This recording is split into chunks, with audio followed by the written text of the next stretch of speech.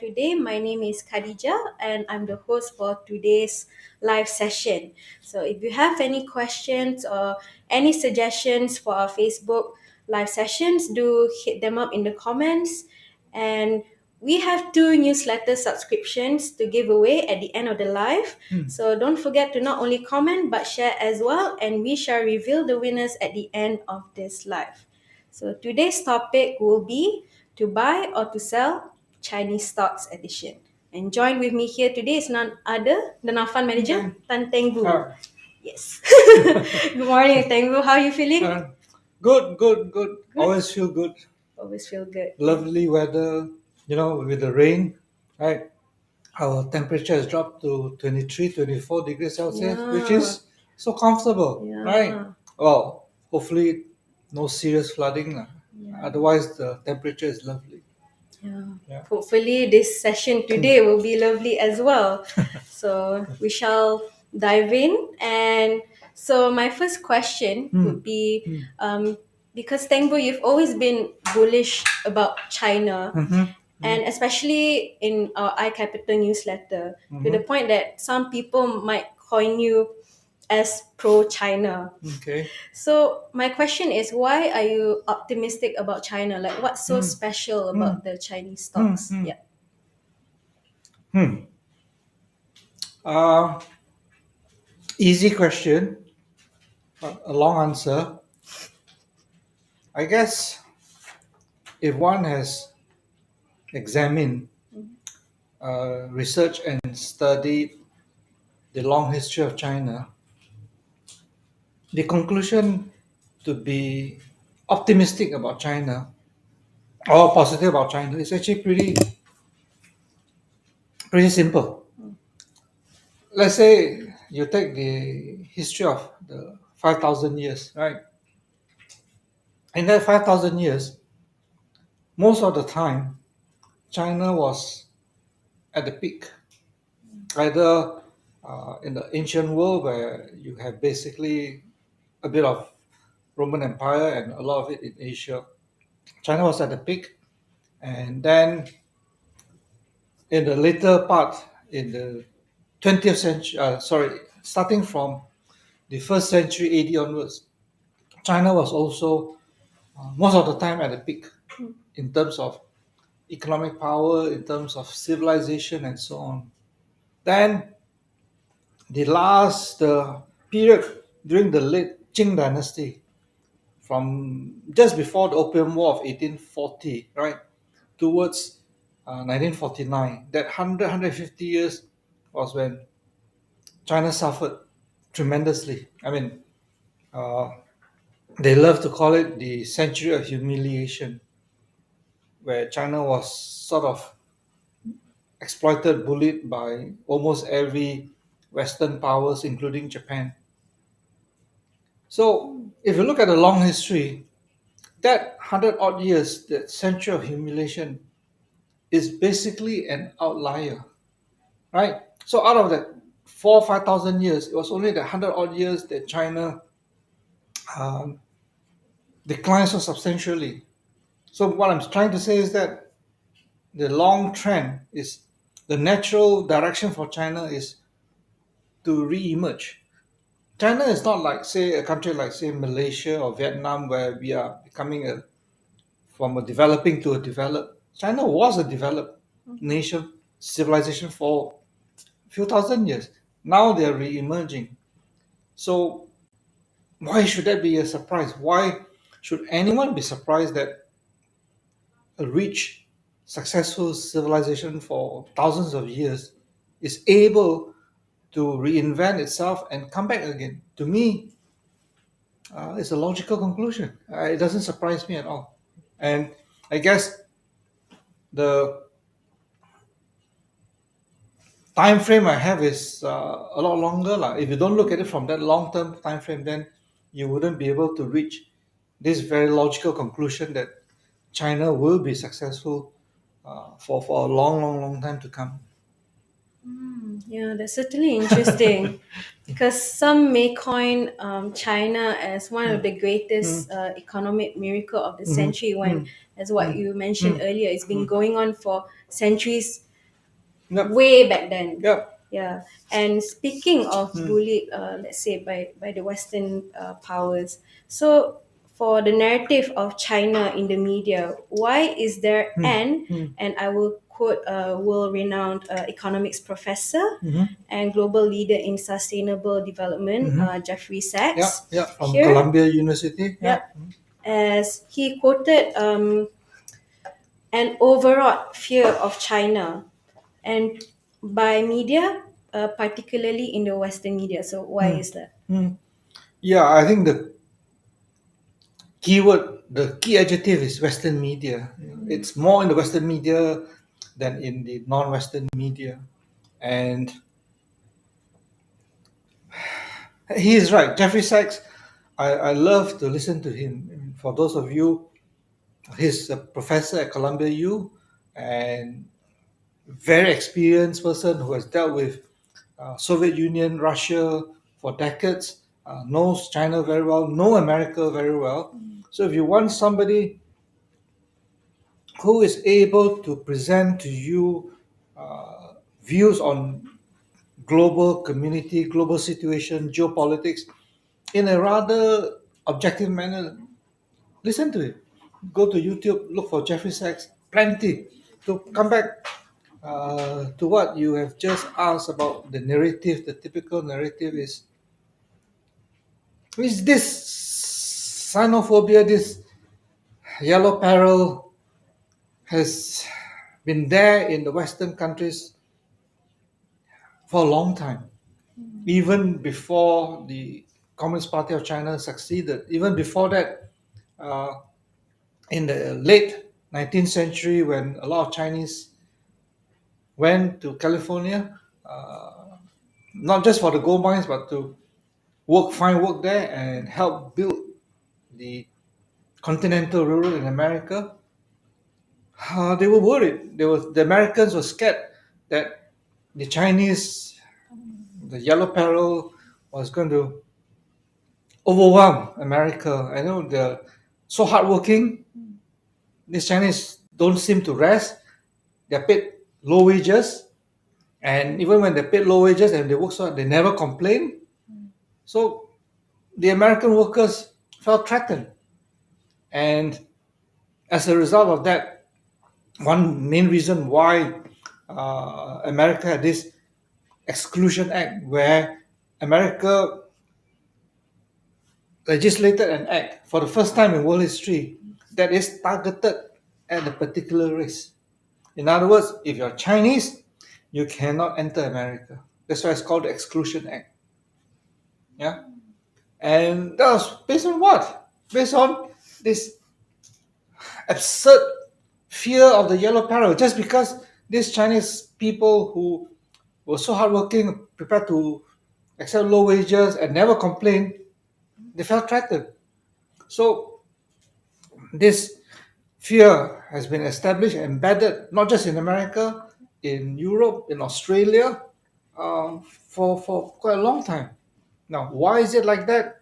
That is a different question altogether because uh, somehow or other, uh, when the late Qing dynasty came about, when China was not as seen as strong, as superior as what it used to be, then there's this very derogatory attitude. There's this very, how would I call it,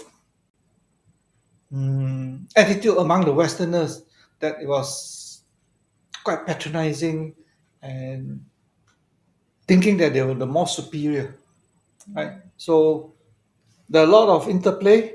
The fact that they feel that they're superior, a lot better than the slit eye, yellow skinned people, and now they're coming up again to threaten us either through low wages, hard work, or through their intelligence, through their smartness, their innovation.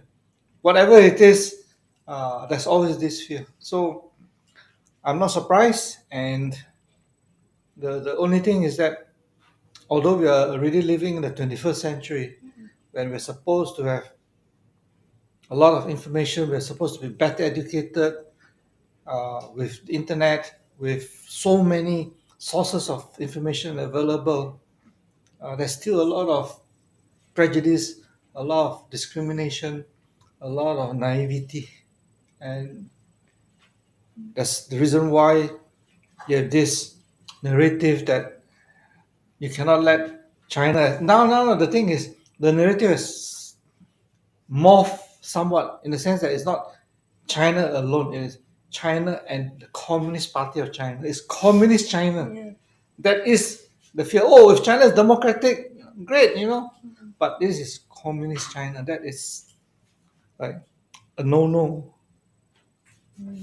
Sorry to give you a long story. I told you your question is simple, but answer is difficult. Yes, you gave a very great disclaimer at the start. But yeah, thanks for that, Teng Boo. And again, like what you mentioned, it's quite ironic, isn't it? Because I'll quote Jeffrey Sachs here again.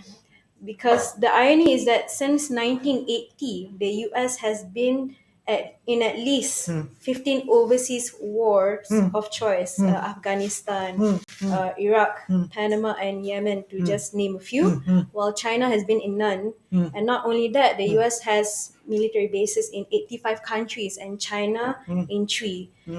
Because now that we have seen that the US has been posing sanctions on China, do you think No, it's not just on China. America imposes sanctions on everybody, on Iran, on Russia, on Venezuela, literally everybody. so? My question is, do you think it would be an attempt to remain the world's hegemonic power, not just by the Trump administration, but back then, but with Biden's administration as well today? Okay, don't forget we're talking about Chinese stocks. Yeah. Yes. So while we're talking about this, I love this topic. We don't want to get carried away. Yes. I would put the responsibility or the blame on Obama, the president who got the Nobel Prize, Peace Prize within a few months with zero experience in fostering peace in the world. He was the one who started the pivot to Asia, where the aim, together with the Trans-Pacific Partnership, the aim was to contain China and subjugate China. Right? It started all with Obama's pivot to Asia. Then, when his term was over, he did not succeed. It was partially along the way. Then Trump took over.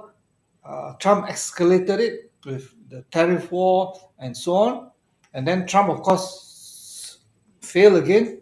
And now Biden has kept all the Trump tariffs in place and has imposed a lot more. Imposed in terms not just of sanctions, but all kinds of prohibitions, create a new entity list where if the Chinese company is put inside the entity list, then the Chinese company cannot do certain things with US and the Western allies. So this containment of China and subjugation of China has actually worsened. It's worsened even under Biden. In fact, actually, Biden has made a lot more anti-China measures than even Trump himself. Yeah, and that certainly would affect the stock market. And we have a question here by John Doe. What does China's common prosperity policy mean for its stock market? Um, when it was given prominence, I mean, common prosperity has been in China for a long time, even before Xi Jinping talked about it. It's not something new in China because socialism in China is about common prosperity, right? Uh, it's just that Xi Jinping made it into a very prominent policy that has to be achieved by a certain time period, and he took very concrete measures to make sure that they are achieved.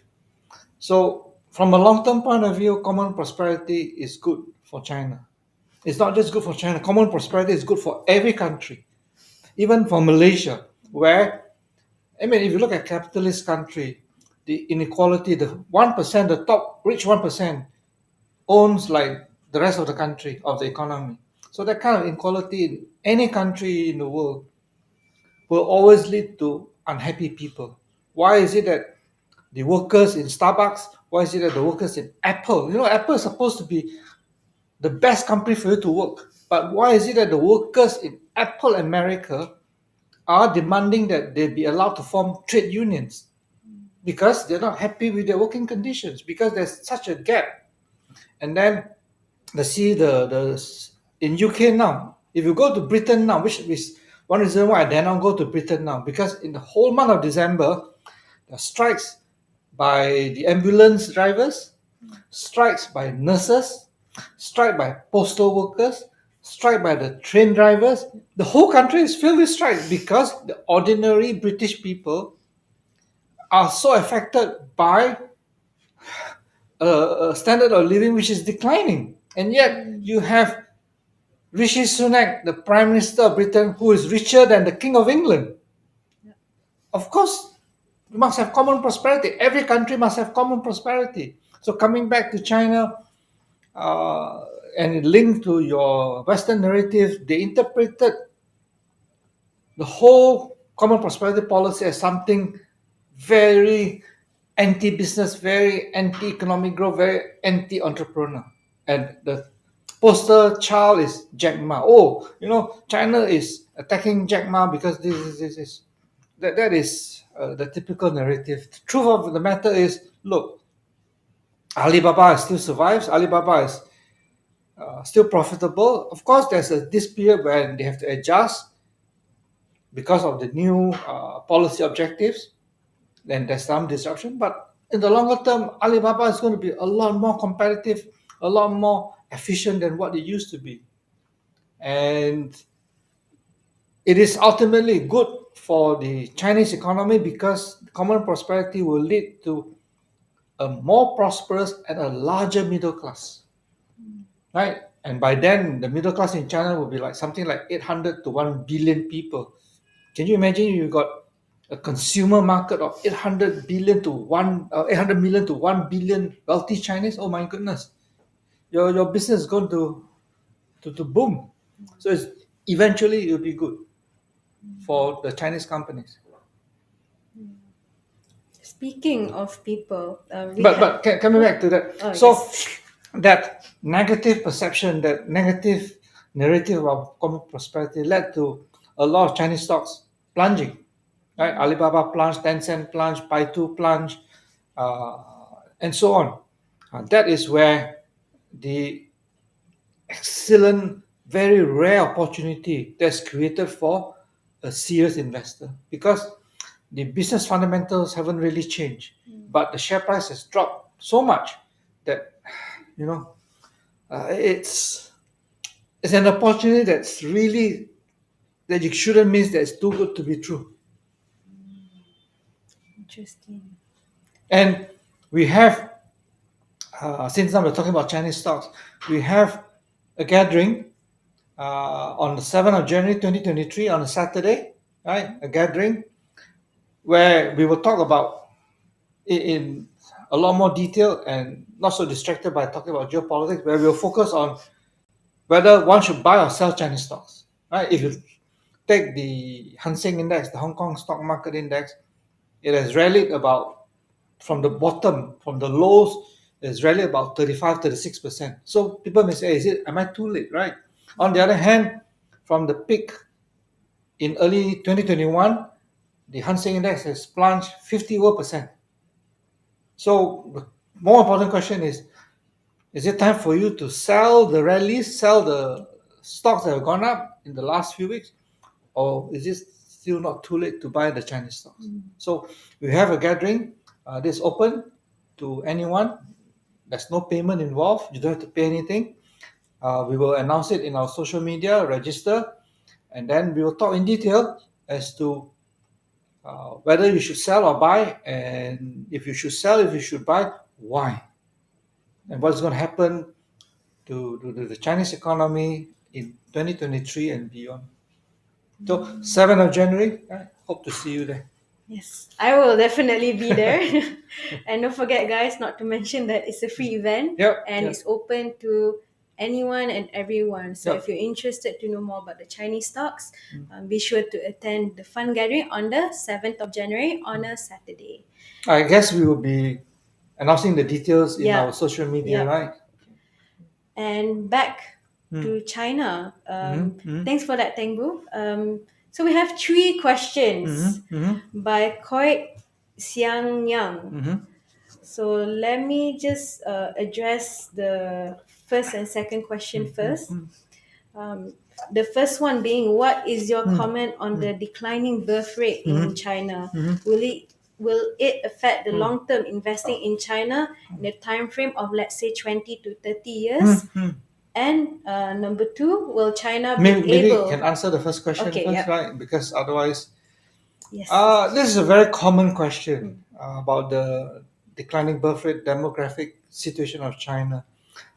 Again, I find it extremely interesting. I'm very amazed by the fact that why is it that people ask about declining birth rate of China, the demographic situation in China, but why is it that nobody asks the same question about Korea, Taiwan, Japan, Singapore?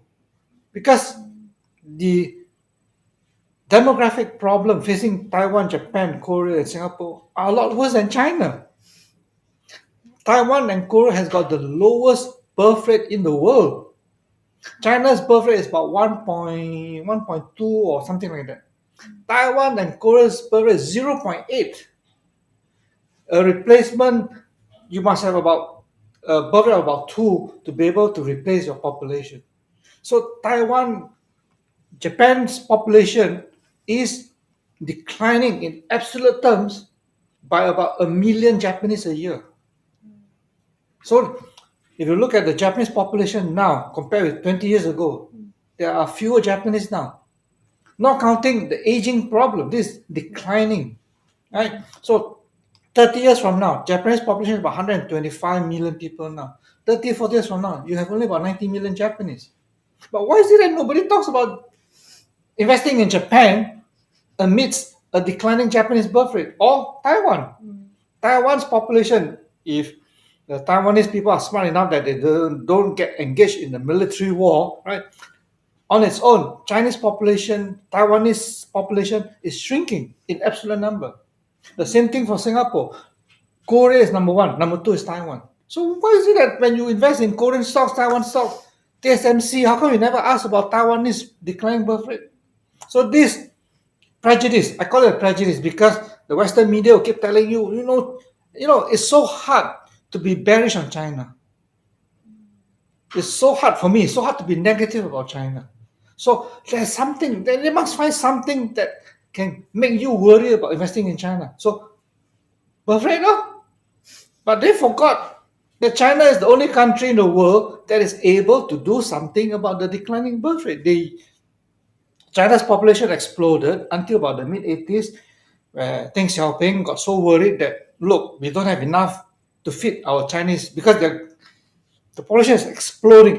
The health condition improved, life expectancy improved dramatically, and now we got so many Chinese. Okay, let's control them, and brought in the one child policy, right? Yeah. So it's the only country in the world where you can move from one child to two child to multiple children.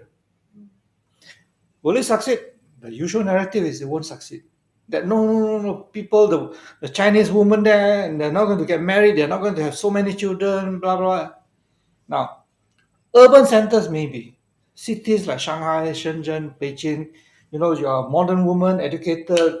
Why should I stay at home, take care of my kid? Blah blah blah. But don't forget, China's population, about 40% of China's population, which is about close to 600 million people, still live in the rural areas. Yeah, that 600 million Chinese, they most likely will have two kids, three kids, four kids. So in the next 20, 30 years, China's population, it might not increase at the rate that it used to increase. But I think China's population problem, demographic problem, is over exaggerated. And knowing the efficiency of the Chinese government, they'll be able to come out with a bunch of policies, a range of initiatives, a range of incentives that will make the Chinese parents say, okay, it makes sense. It's profitable for me to have 3 kids and 4 kids. So I'm the least concerned with this so-called demographic problem of China. Because if I were to be concerned with that, then I shouldn't be looking at Korean stocks, Singapore stocks, Japanese stocks.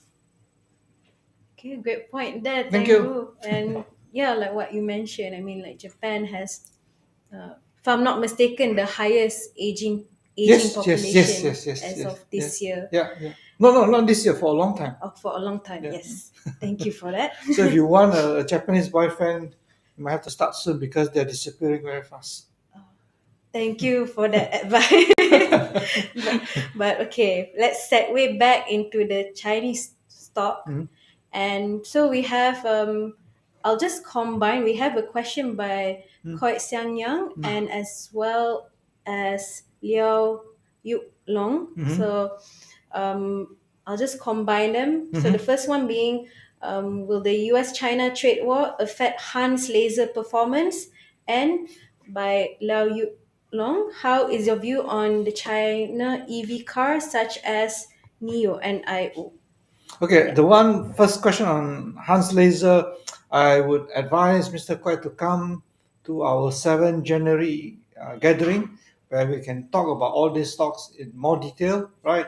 But generally speaking, the Chinese US trade war uh, has affected, of course, some companies are affected, some are not, but generally speaking, uh, it has not affected the Chinese economy. If you watch closely the current trip by Xi Jinping to Saudi Arabia, right? It's interesting when you watch CNN, when you watch BBC, you keep talking about the Ukraine crisis, people fighting this, people dying, and so on and so forth. Then you switch on to CGTN. People talk about building prosperity, building development, building bridges.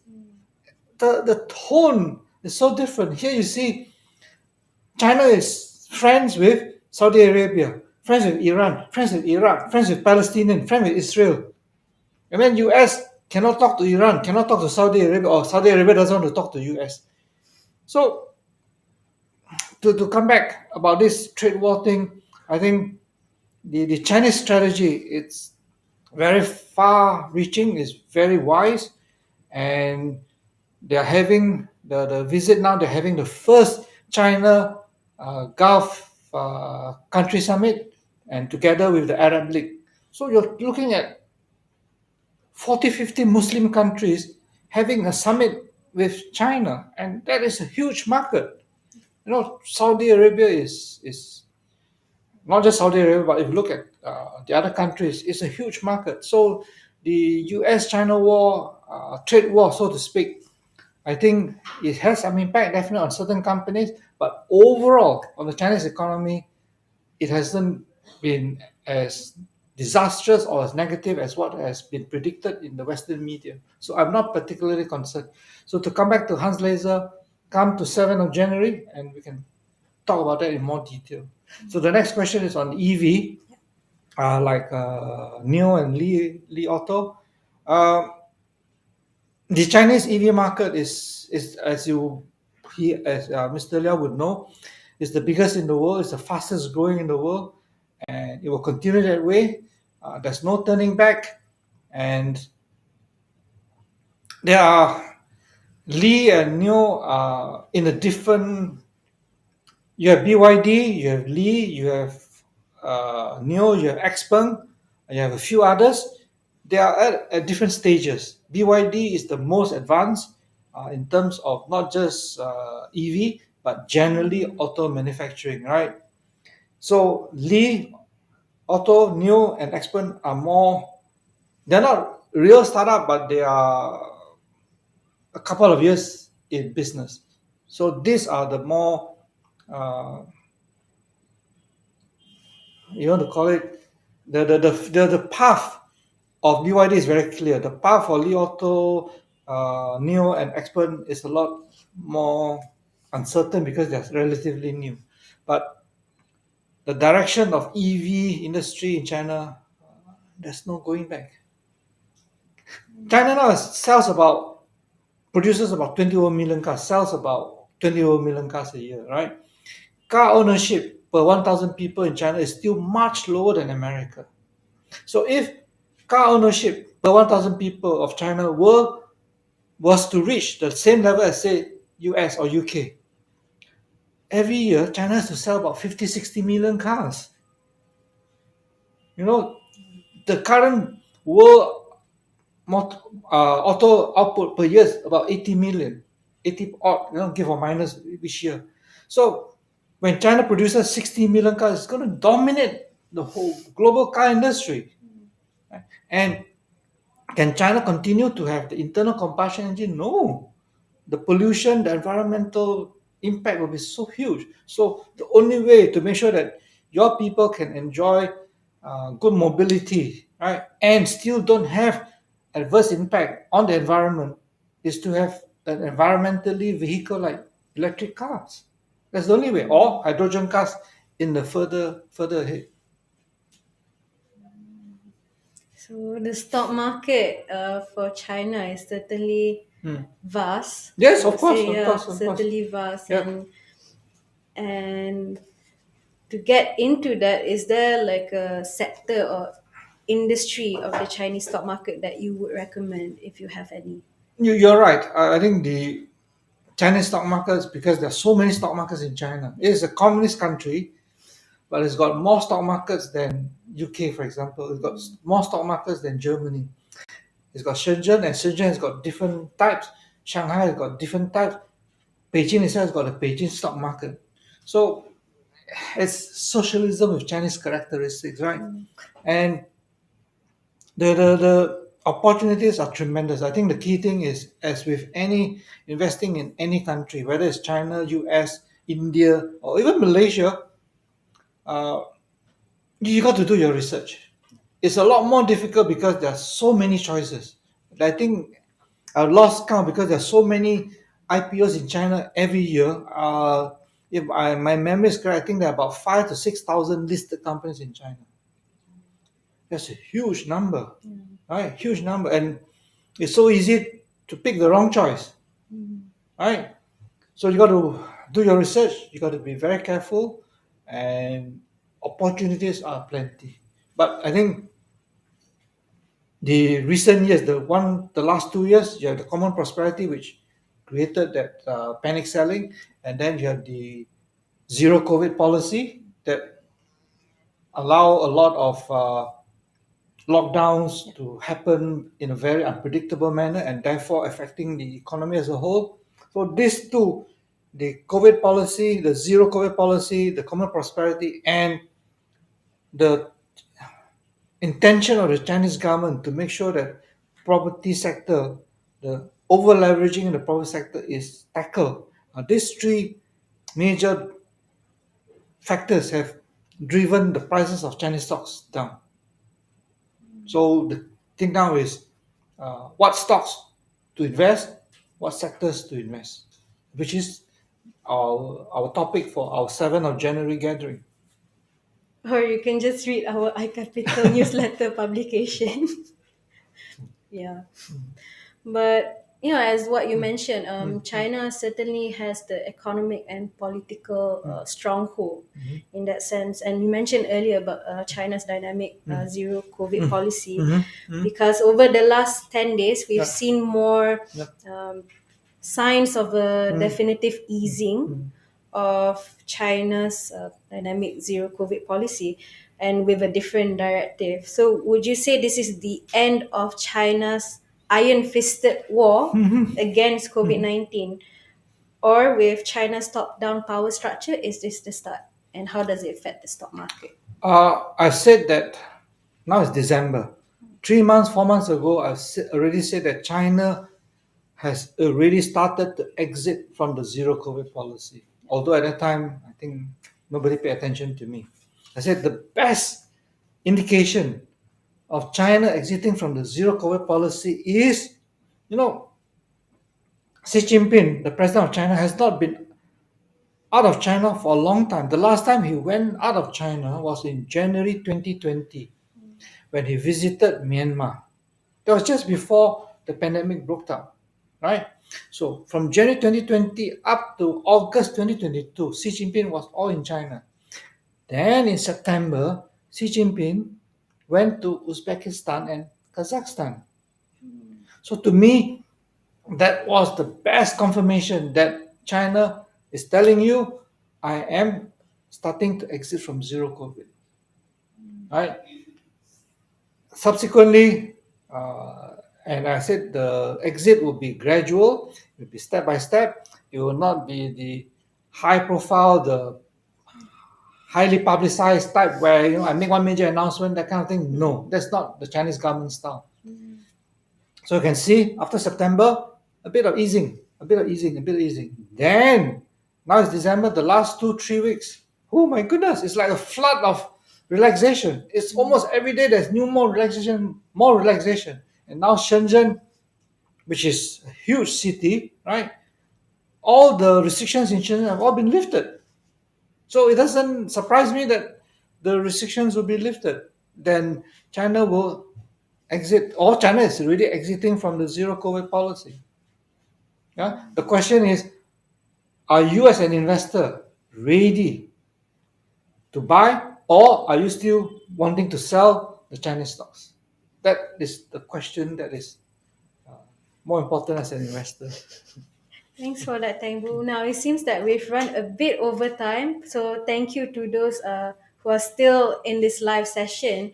Now, just allow me to address this one final question by quite Xiang Yang, because you mentioned earlier that Xi Jinping, September onwards, he started going out of the country to maintain, let's say, diplomatic relations with other countries. So his question is, will China be able to build a financial organization to compete with Western-led financial organizations such as the IMF and the World Bank, so that in the future they can compete with the US dollar?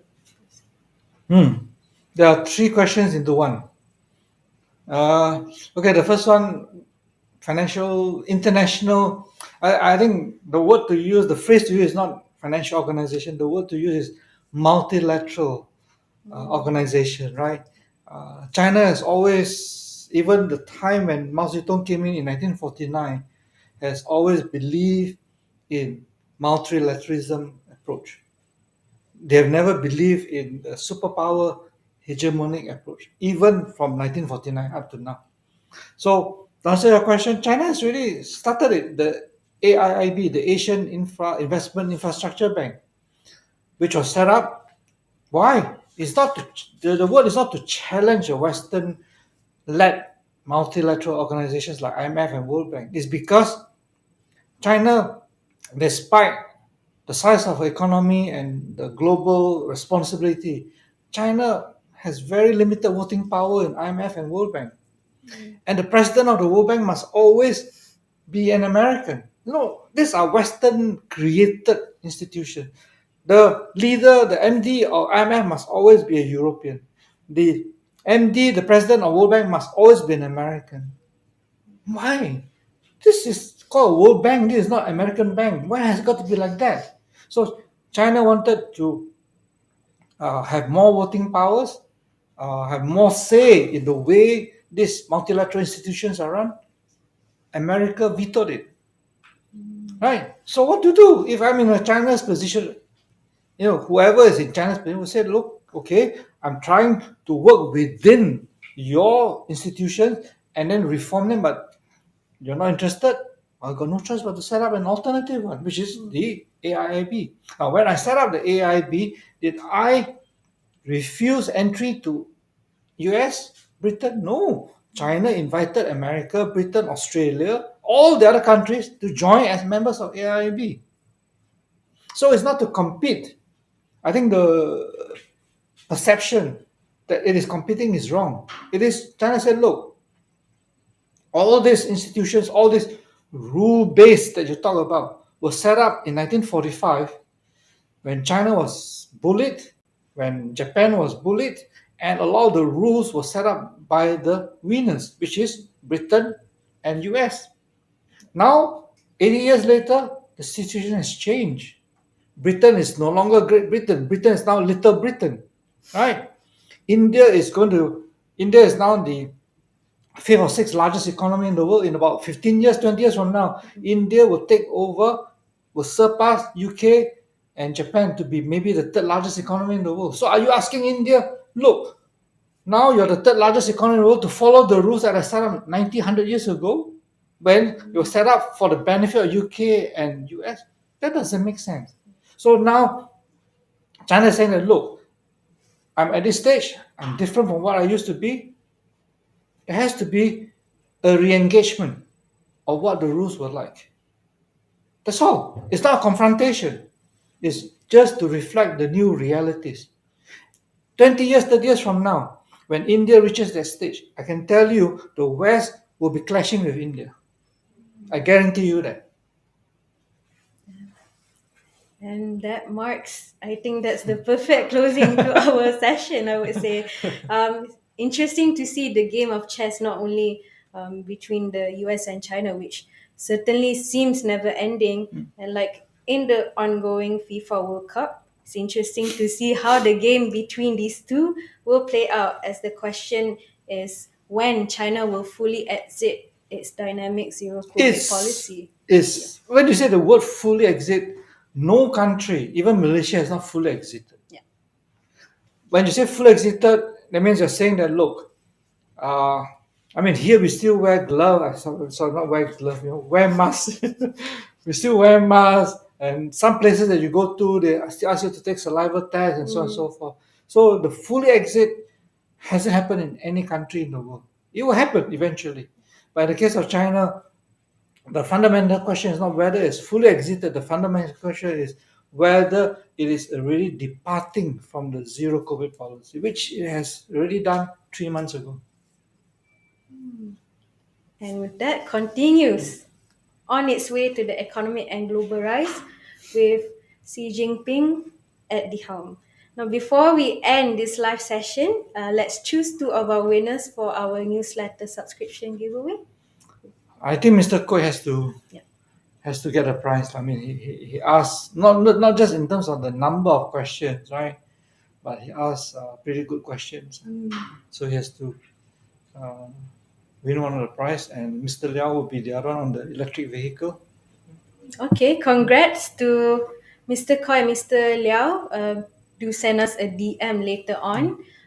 And yeah, now to those who did not win, fret not, because if you're interested to know more about the Chinese stocks, we have made our local stock selection in the newsletter for this week, exclusively open for everyone to read. And the same goes for next week's local stock selection as well. So be sure to read it up and keep your eyes peeled for next week's live session as well. Okay. And with that, thank you so much for Right. joining Thanks. our Facebook and YouTube live, and we shall see you next week. Right. Thank you very much.